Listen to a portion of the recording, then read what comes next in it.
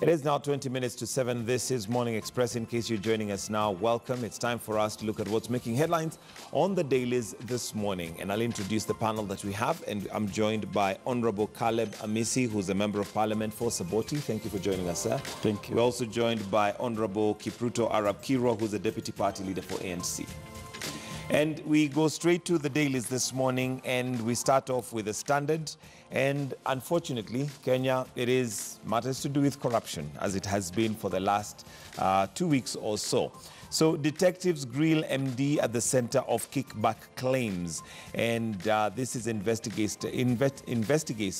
questioning KVDA MD David Kimosop, who is well placed to shed light on the 63 billion dam project, for which kickbacks amount to about 4 billion. This is money that apparently was wired to Italy, then through London came back to Kenya, and we're yet to find out who the benefactors of this particular 4 billion were.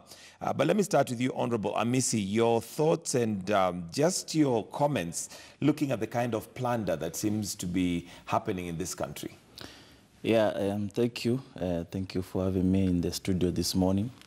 I think when Barack Obama was in this country, and one of the questions we put forward to him about corruption, he gave a very interesting statement that this land we've not inherited from our fathers.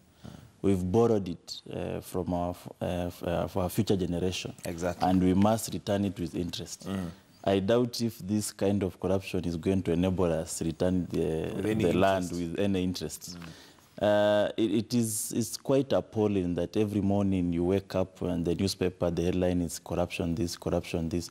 And you look at what has happened at this dam, the latest on the dam, you ask yourself, our systems, financial systems failing because this money was wired from Nairobi to Italy, back to London. Now, in a very layman's way, somebody may think there are underground channels where you wire money and you get it the other side. You know, there are financial systems through which this money is supposed to be channeled. So you ask a question that do we have failures in our financial system as well, so that such huge sums of money can just be wired without any any trace, and anybody, nobody is raising an alarm from the financial institutions.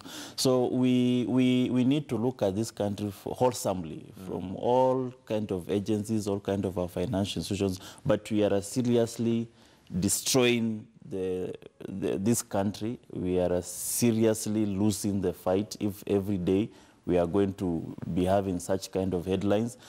I think the kind of headlines the Kenyans will wish to have is that this kind of money has been recovered so far, not that continuously we have unraveling, more and more corruption. More and more corruption. All right, so Honorable, it's really a bad sad scene. Honorable Kirwa, if I tried to withdraw money from your account today, it is virtually impossible. Or even if I went to withdraw money from my own account, and I do not have the necessary documents, it's almost impossible for me to withdraw that money. How is it that 6 billion can leave the coffers, the government, go to Italy, 4 billion goes through London, comes back to Westlands, and we're still here, second guessing who might these people be?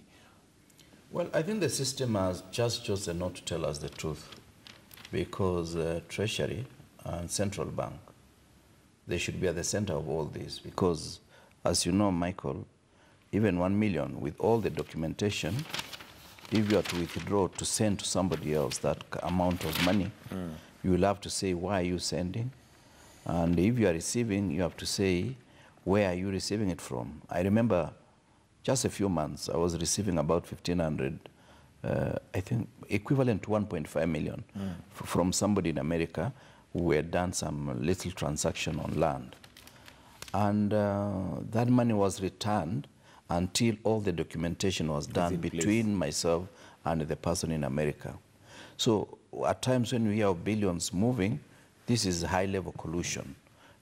Treasury cannot tell us they don't know. Central Bank cannot pretend not to know, because all these banks report to Central Bank on daily basis a certain threshold amount of money that is withdrawn. Finally, remember, no single bank can give up to 1 billion shillings almost on daily basis.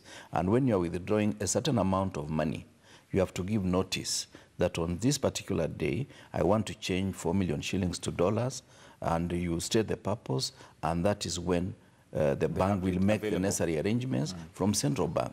So to hear that 4 billion was wired back from London is the height of hypocrisy on the part of central bank and the treasury. They must tell us the truth.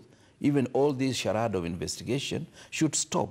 Let the central bank tell us, Michael brought this money from London, then the investigation can start from there. Right. Otherwise, you're wasting the public resources trying to investigate what should be told by the central bank. All right, and we'll come back to that.